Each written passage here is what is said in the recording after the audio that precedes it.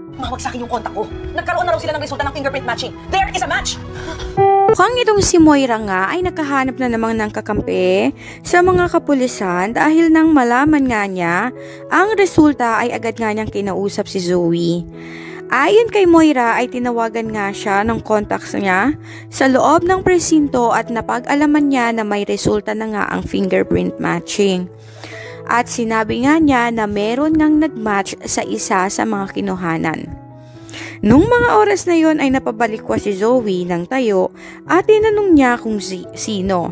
At ayon nga kay Moira ay kailangan na nilang maghanda dahil kung sakasakali man na si Zoe o si Moira nga ang siyang nakuhana ng fingerprint matching ay siguradong makukulong sila. Tinawagan ni Moira ang isa sa kanyang mga tauhan at nakiusap siya na hanapan sila ng secret exit point palabas ng Pilipinas.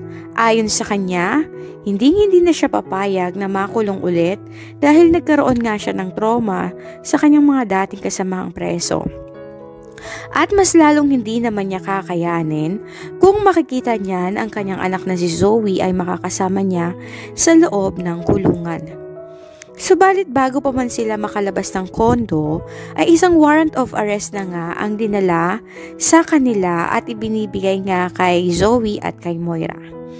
Ayon sa mga ito, nagmatch nga ang fingerprint ng dalawa at hindi sila pwedeng tumakas o umalis ng bansa dahil meron na silang warrant of arrest. Ayon kay Moira ay tatawag muna siya ng abogado upang puntahan sila sa presinto at ginawa niya naman iyon. Sa tulong nga ng kanyang kaibigan ay nagkaroon nga siya ng abogado, subalit mangyak-ngyak si Zoe nang malaman niyang makukulong na siya kasama ang kanyang ina.